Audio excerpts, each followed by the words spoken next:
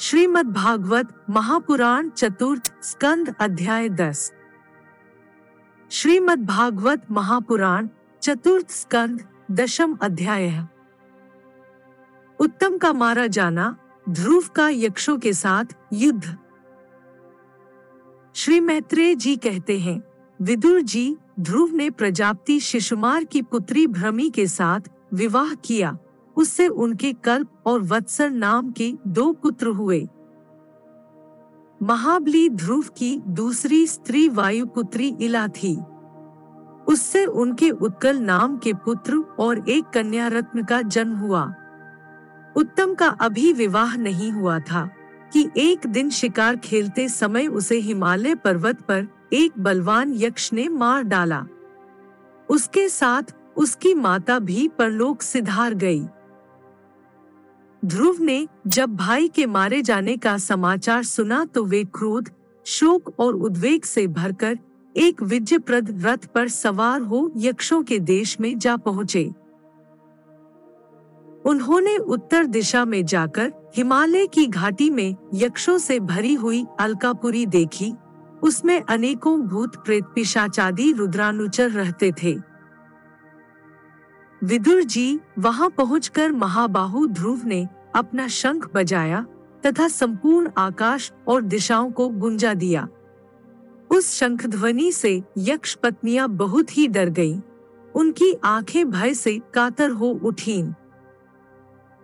वीरवर विदुर जी, महाबलवान यक्ष वीरों को वह शंखनाद सहन न हुआ। इसलिए वे तरह तरह के अस्त्र शस्त्र लेकर नगर के बाहर निकल आए और ध्रुव पर टूट पड़े। महारथी ध्रुव प्रचंड धनुर्धर थे। उन्होंने एक ही साथ उनमें से प्रत्येक को 3-3 बाण मारे। उन सभी ने जब अपने अपने मस्तकों में 3-3 बाण लगे देखे, तब उन्हें यह विश्वास हो गया कि हमारी हार अवश्य होगी। वे ध्रुव जी के इस अद्भुत पराक्रम की प्रशंसा करने लगे।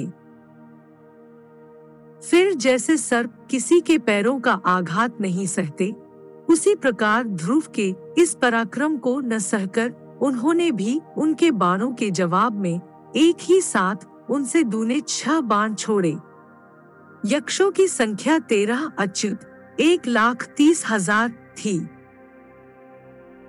उन्होंने ध्रुव जी का बदला लेने के लिए अत्यंत कुपित होकर रथ और सारथी के सहित उन पर परिघ, खड्ग, प्रास, त्रिशूल, फरसा, शक्ति, रिष्टि, भुशुंडी तथा चित्र विचित्र पंक्तार बाणों की वर्षा की। इस भीषण शस्त्र वर्षा से ध्रुव जी बिल्कुल ढक गए। तब लोगों को उनका दिखना वैसे ही बंद हो गया जैसे भारी वर्षा से पर्वत का। उस समय जो सिद्धगण आकाश में स्थित होकर यह दृश्य देख रहे थे, वे सब हाय हाय करके कहने लगे, आज यक्ष सेना रूप समुद्र में डूबकर यह मानव सूर्य अस्त हो गया।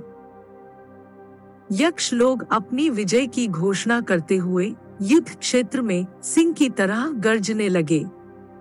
इसी बीच में ध्रुव जी का रथ एकाएक वैसे ही प्रकट हो गया जैसे कोहरे में से सूर्य भगवान निकल आते हैं। ध्रुव जी ने अपने दिव्य धनुष की टंकार करके शत्रुओं के दिल दहला दिए और फिर प्रचंड बाणों की वर्षा करके उनके अस्त्र शस्त्रों को इस प्रकार छिन्न भिन्न कर दिया जैसे आंधी बादलों को तितर बितर कर देती है। उनके धनुष से छूटे हुए तीखे तीर यक्ष राक्षसों के कवचों को भेदकर इस प्रकार उनके शरीरों में घुस गए जैसे इंद्र के छोड़े हुए वज्र पर्वतों में प्रवेश कर गए थे।